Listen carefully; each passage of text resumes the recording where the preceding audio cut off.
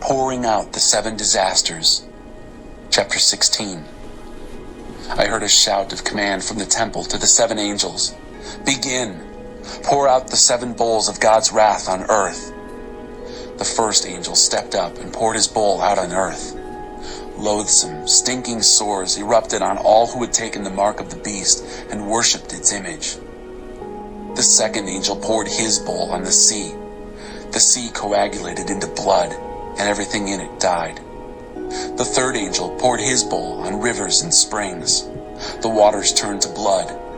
I heard the angel of waters say, "Righteous you are, and your judgments are righteous, the is, the was, the holy. They poured out the blood of saints and prophets, so you've given them blood to drink. They've gotten what they deserve." Just then I heard the altar chime in, "Yes, O God, the sovereign strong, your judgments are true and just." The fourth angel poured his bowl on the sun. Fire blazed from the sun and scorched men and women. Burned and blistered, they cursed God's name, the God behind these disasters. They refused to repent, refused to honor God. The fifth angel poured his bowl on the throne of the beast. Its kingdom fell into sudden eclipse.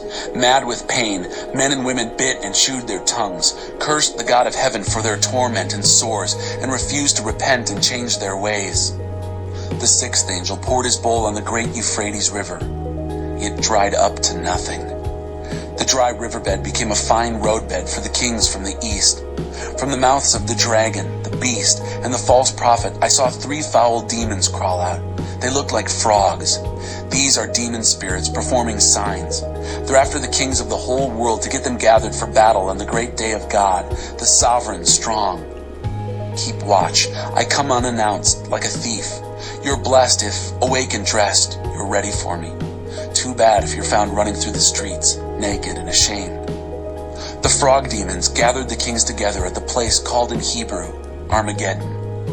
The seventh angel poured his bowl into the air. From the throne in the temple came a shout, "Done!" followed by lightning flashes and shouts, thunder crashes, and a colossal earthquake, a huge and devastating earthquake, never an earthquake like it since time began. The great city split 3 ways. The cities of the nations toppled to ruin. Great Babylon had to drink the wine of God's raging anger. God remembered to give her the cup. Every island fled, and not a mountain was to be found. Hailstones weighing a ton plummeted, crushing and smashing men and women as they cursed God for the hail, the epic disaster of hail. Great Babylon, mother of whores. Chapter 17. One of the 7 angels who carried the 7 bowls came and invited me. "Come, I'll show you the judgment of the great whore who sits enthroned over many waters, the whore with whom the kings of the earth have gone whoring. Show you the judgment on earth dwellers drunk on her whorish lust." In the spirit, he carried me out in the desert. I saw a woman mounted on a scarlet beast, stuffed with blasphemies. The beast had 7 heads and 10 horns. The woman was dressed in purple and scarlet, festooned with gold and gems and pearls. She held a gold chalice in her hand, brimming with defiling obscenities, her foul fornications. A riddle name was branded on her forehead: Great Babylon, mother of whores and abominations of the earth. I could see that the woman was drunk on the blood of God's holy people, drunk on the blood of the martyrs of Jesus. Astonished, I rubbed my eyes. I shook my head in wonder. The angel said, "Does this surprise you? Let me tell you the riddle of the woman and the beast she rides, the beast with 7 heads and 10 horns. The beast you saw once was, is no longer, and is about to ascend from the abyss and head straight for hell. Earth dwellers whose names weren't written in the book of life from the foundation of the world will be dazzled when they see the beast that once was, is no longer, and is to come. But don't drop your guard. Use your head. The 7 heads are 7 hills. They are where the woman sits. They are also 7 kings, 5 dead, 1 living, the other not yet here. And when he does come, his time will be brief. The beast that once was and is no longer is both an 8th and one of the 7, and headed for hell. The 10 horns you saw are 10 kings, but they're not yet in power. They will come to power with the scarlet beast, but won't last long, a very brief reign. These kings will agree to turn over their power and authority to the beast.